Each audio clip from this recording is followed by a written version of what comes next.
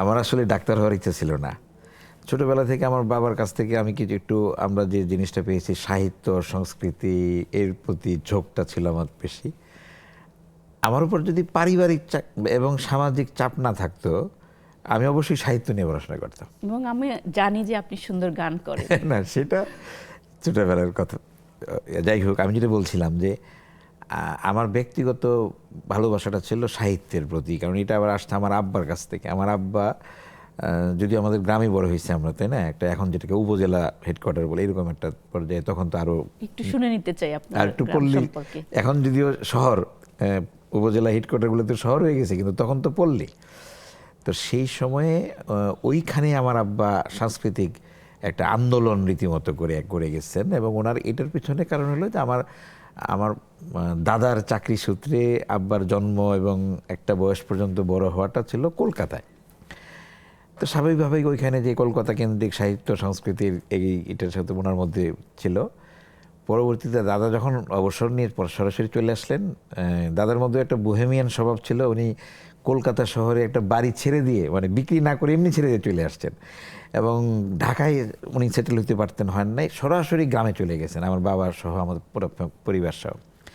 তো ওইখানে, তো যাই হোক, আব্বার জীবনটা ওইরকম যে লেখাপড়া বা আরও অনেক কিছুই হয়তো আরও অনেক ভালো হইতে পারতো, কিন্তু এই যে গান, নাটক এবং বললাম একটু যে সংস্কৃতির দিকে সংস্কৃতির চর্চা চর্চা, করার এবং কারণে। ওই সময়টা যদি আমরা চিন্তা করি, তো অনেক ধরুন 70-80 বছর আগে, বা তারও 70-80 বছর আগে বলবো আমি, আব্বা যখন যখন তরুণ, ওই সময় ওই উপজেলা পর্যায়ে, এখন যেটা উপজেলা, তখন যে বারবার বলছিল একটা পল্লী এলাকা ছিল, সেই এলাকায়, এবং কিছুটা রক্ষণশীল একটা আবহাওয়া ছিল, কারণ আমার দাদারা সবাই ছিলেন হাজি সাহেব আর কি।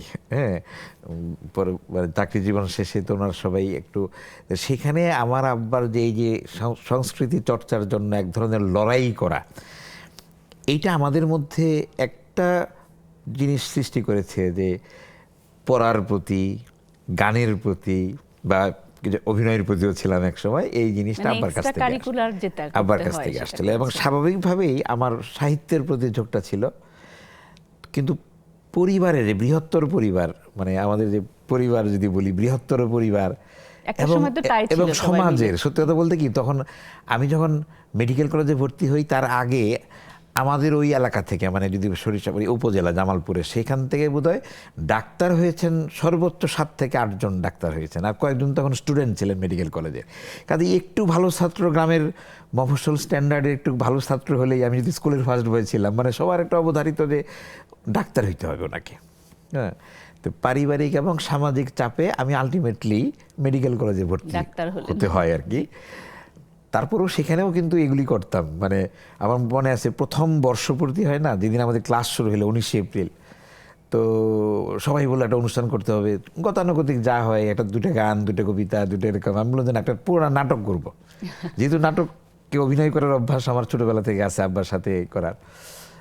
প্রাতিষ্ঠানিক কোনো শিক্ষা নাই, ওই যেটা ওই যে পারিবারিকভাবে বা এলাকায় যে, সাহসটা তৈরি হ্যাঁ, হয়েছে। সেটা থেকে পুরো একটা নাটক করবে। এবং ওরা কদম আলী তখন খুব হিট একটা নাটক, একটা আমাদের মামুনুর রশিদের মামুনুর লেখা, রশিদের, জি। মেডিকেল কলেজের প্রথম বর্ষপূর্তিতে ওই নাটকটা আমার পরিচালনায়, যদিও আমি পরিচালনার ওই, আমি বললাম প্রাতিষ্ঠানিক কোনো রকম কিছু নাই, তারপরেও আমরা এটা করলাম মেডিকেল কলেজে ময়মনসিংহে, এবং খুব জনপ্রিয় হলো।